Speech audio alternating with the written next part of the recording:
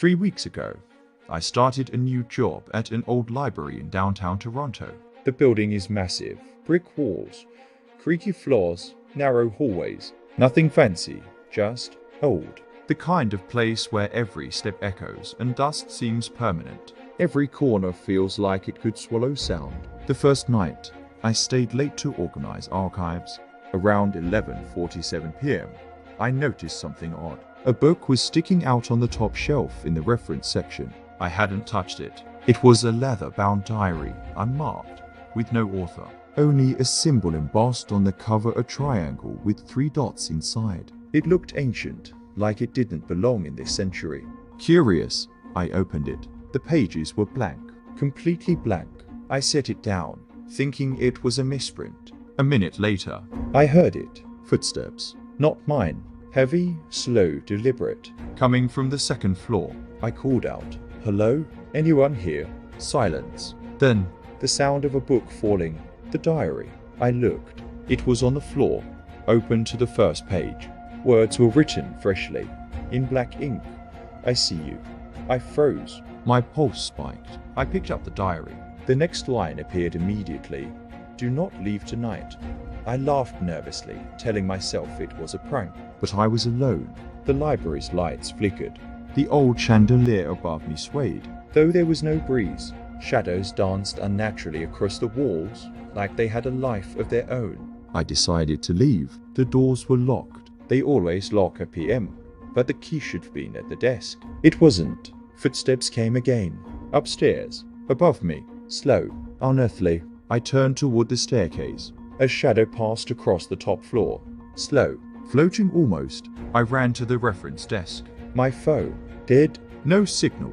The diary fell from my hands. It opened on its own. The page glowed faintly. Words forming faster than I could read. Turn around. I didn't want to, but I had no choice. Slowly, I spun. Nothing. Then the lights went out completely. Total darkness. A whisper. Right next to my ear. "You shouldn't have come here." I felt a cold breath, and a hand ice cold brush my shoulder. I bolted through the stacks, past empty reading rooms. Dust clouds rose with every step. Doors jammed. The diary kept appearing on the floor ahead of me, glowing faintly. I finally reached the back exit, pulled the door open, and saw it. A figure standing in the parking lot. No face, just a black hood. The diary floated toward it, opening as if feeding it. Alive. It raised a hand. I blinked. When I looked again, it was gone. The diary, still open on the pavement. Words written now.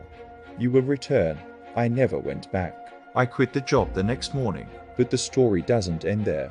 Days later, I couldn't stop thinking about the library, the way the shadows moved, the diary.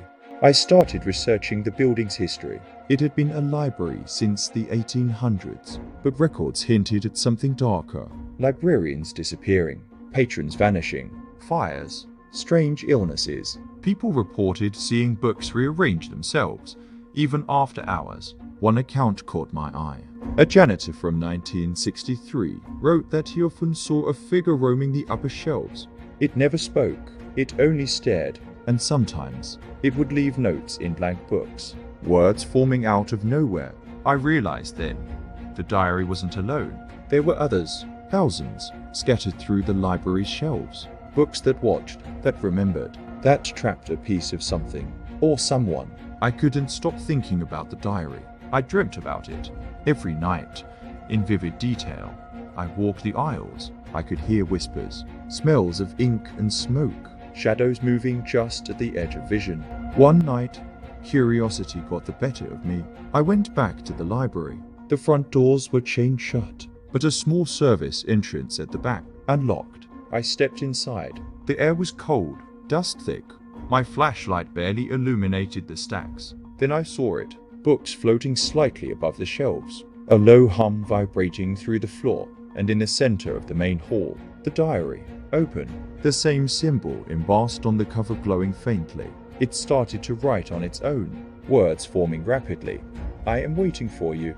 I ran. The books flung themselves at me, like a tidal wave of paper and ink. I barely escaped. Now, I avoided street, avoid libraries, avoid bookstores. But sometimes at night, when the city is quiet and I'm walking alone, I see it in the corner of my vision. The triangle with 3 dots, a floating book, a diary, waiting, watching, and I know one day I will return